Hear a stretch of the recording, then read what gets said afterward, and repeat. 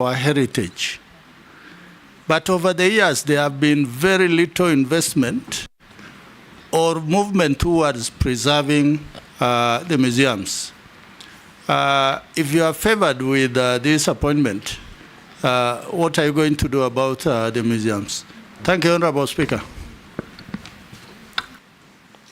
Yes, nominee. Can you respond? Thank you, Honorable Speaker. About the museums and the monuments, this is the main focus of the Kenya Kwanza administration, and it is actually scheduled that all the artifacts that were taken away from this country are going to be brought back to the National Museum. And plans are already underway to strengthen the role of the museums in championing the repatriation of our stolen artifacts. And Honorable Speaker, the museum and the Kenya National Museum is a priority agency under the State Department in terms of even the provision of a budgetary provision so that it is able to run its activities. So it is in the interest of the nation that the Kenya Museum has been reformed so that we continue attracting tourists who are visiting the country to be able to enjoy the preserved national heritage and artifacts that we have in our National Museum, including the documentation of our history as a country. Thank you, Chair. Yes, Owen. Quick one. Sorry, I know I'm taking away time, but I want to say this if you allow me. If you go to Vatican today, there are hordes of people. You don't even find space. They just come to see one or two artifacts, you know. You go to a lot of these countries out there, it is what drives tourism, you know. But in this country, the National Museum here, I don't know whether you've checked the numbers. The cradle of mankind is here in Kenya. The Gede ruins is actually abandoned. It's almost dead, you know, though it has gotten UNESCO. Lamu is rich in heritage. It's actually it's a UNESCO thing. The Kaya forests, they're almost becoming extinct. We would like to hear your vision, apart from just telling us what they are. What is your vision in tying tourism, numbers, revenue generation, and museums in this country should not continue to get money from exchequer. They should generate resources. But they are not doing that. The Jumba ruins in Mtwapa is one of those big things that people used to come to. But now all the land is gone. It is grabbed. It's only the skeleton that is remaining there. Old Town in Mombasa would be the place. Fort Jesus would be the place that would drive the tourism in Mombasa. And the revenues that would be coming in would be big. But we haven't, Vasco da Gama and Malindi, we haven't had your vision. We would like to hear, what is your vision to drive the national heritage, the culture, in bringing in income? Because that's what Kenya Kwanza is about, generating income through the heritage that we have. We haven't seen that. Ms. Soy, kindly let us know what you think. Thank you. Thank you, Chair. Honorable Speaker, I want to thank the member for really bringing out what needs to be done in the Department of Culture and National Heritage. Honorable Speaker, Vatican has been mentioned, and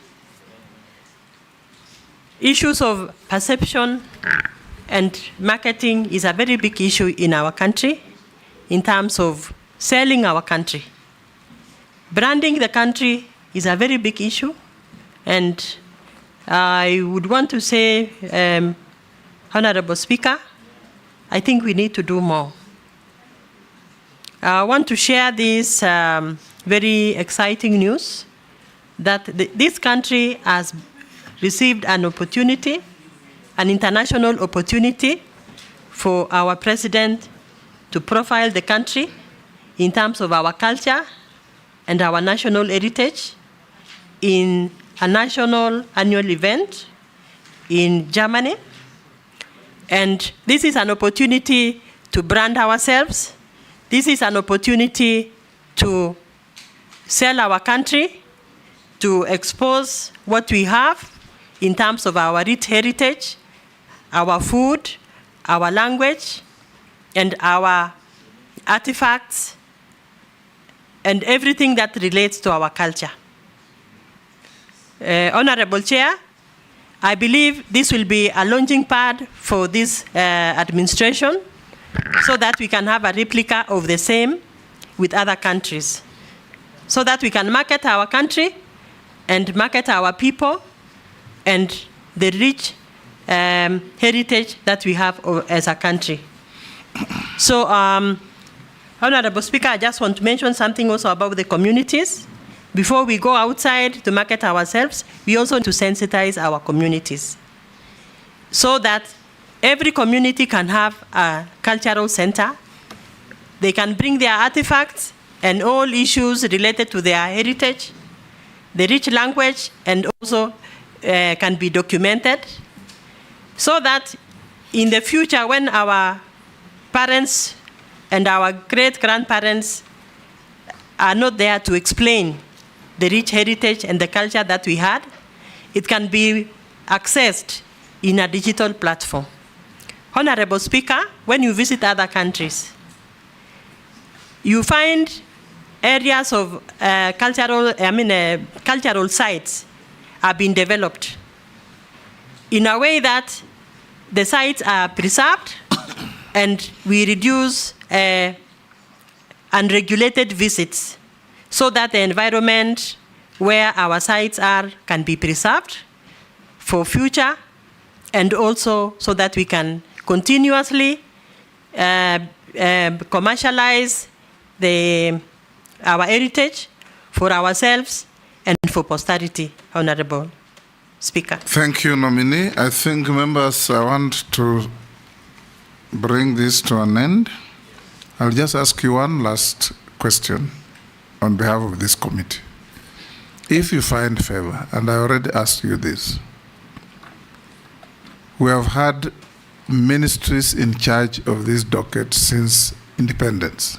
If you find favor and you become the minister in this docket for our gender, arts, culture, heritage, what is it that you bring on board that is different from what others have been doing to grow and enrich the space that you are going to occupy for the benefit of the people of Kenya?